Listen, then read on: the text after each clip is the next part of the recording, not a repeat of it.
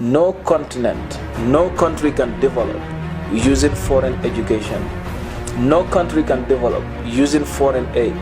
No country can develop using foreign culture. It is time for Africans to realize this, otherwise we are going nowhere.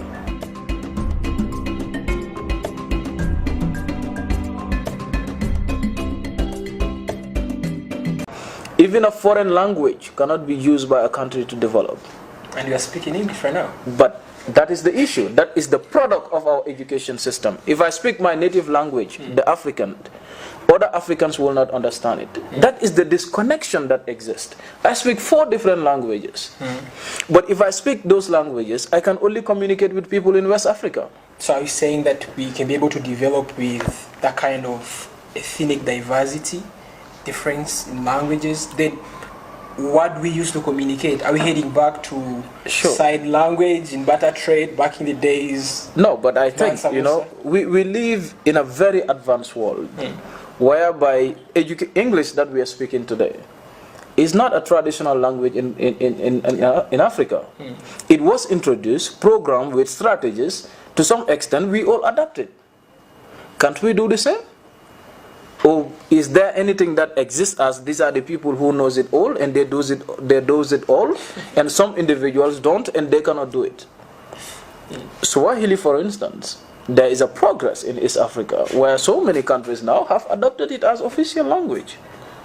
It is being taught in schools, and that is empowering the young people in believing in a language. Language is very important. A Chinese can become a doctor without being able to speak English and French. And that is not possible for a Nigerian, not possible for even a Rwandan, not even possible for a Gambian. That is the wrong that we are talking about in the education system. So we have to be able to produce individuals with skills, with knowledge, with everything, relying on our realities. And that in the first step in that is changing or designing the curriculum that fits the African purpose. With African languages that can be generalized within the continent, where people try to embrace them bit by bit. But without that, our call can never be realized. Very true. Do we see some success stories in Africa? Sure, there are. We just talked about Rwanda, for instance. We have seen what is going on in Mauritius. We have seen other countries like in Kenya. We have seen countries like in South Africa and etc. Even though if you analyze most of them in depth, you come to realize that they also have like few lapses in some of their models and etc. Some of them are still trapped with foreign aid, with debts, loans, from Bretton Woods institutions like the IMF, the World Bank. We've seen recently how Chinese are using their financial, strength to more of recolonize African countries, as a result of the little finance that they're giving us, using paper money in exchange with our valuable resources. But we have these problems, but it doesn't mean that we can't fix it. We can fix it. We just have to look inward. We have to start looking down, because relying on the West has not solved the problem. And Garvey said one thing that was very important. Any leadership that teaches you to rely on another race for survival, that leadership will enslave you. Ousman, we've been reading this great book with you, The Post-Development Reader. Yeah. And present something like a mainstream media propaganda. What is about that? Yeah, thank you so much. I think that is the work of Majid and Victoria, which is a very good work in development studies. But basically, if you look at the mainstream media, it operates in a way that way before the publication of this very book, in fact, it has ever been there. And that is the beauty of academic, because they can always look into things that happen in our societies and come up with solution to it. I will recommend every development student to automatically visit this very literature. Now, looking at the mainstream media, we have been portrayed as a continent in a way that there is no life in this continent. The continent is not developing. It is looked at as a continent that only has poverty in it. These are the images shown by the outside world about Africa. And this image must change.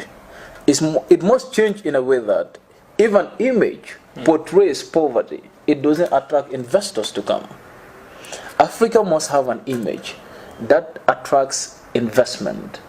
Not foreign investment, but investment by Africans themselves. We have so many individuals living in the diaspora, and that is why I always make this call. Africa is the future for investment, but Africans have to take the lead in it.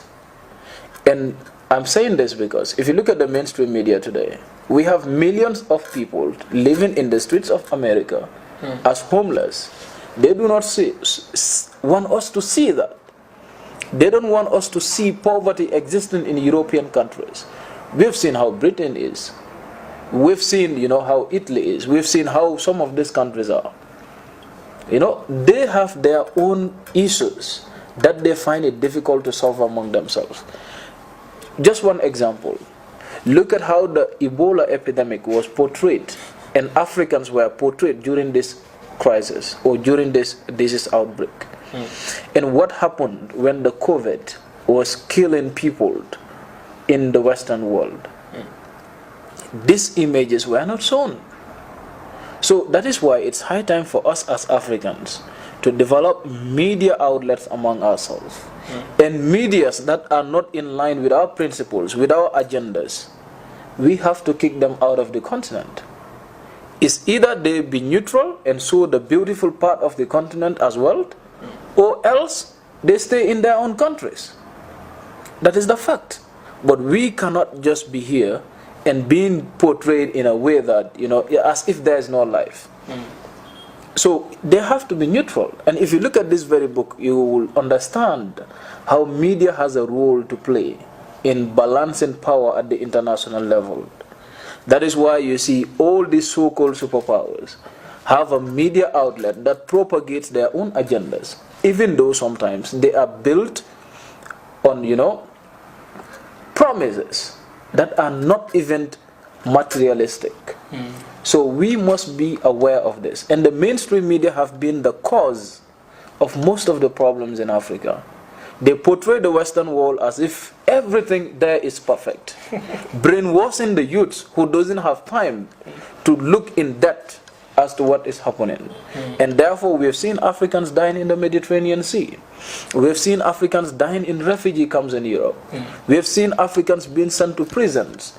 Innocent people treated differently just because they are in different continent or just because of the color of their skin. So all these things are happening because of the mainstream media. So we must be aware of it now. Develop media outlets and build up a network among themselves, and they have the African agenda forward. Then Africa can have a single voice. A single voice for Africa. Africa 24 is indeed a great media. I think those are some of the individuals that we really need to empower, and making sure that Africans invest in media outlets like this, so that they can have the opportunity to extend their channels across the continent and even beyond the continent, to make sure that Africans are informed with the best things happening in the continent as well. But if we don't know what is happening, we find it difficult to embrace it. So media is very important. It is one of those most important instruments that you can use to change a society. Because the first step in realizing a development model or a development agenda is through communication. And communication has to be built in a way that it is persuasive in nature, whereby it can ignite the spirit of participation, the spirit of responsibility in an individual, for them to take up visions as collective in a particular society to make change. So media outlets owned by Africans in the continent must be empowered to support the African agenda.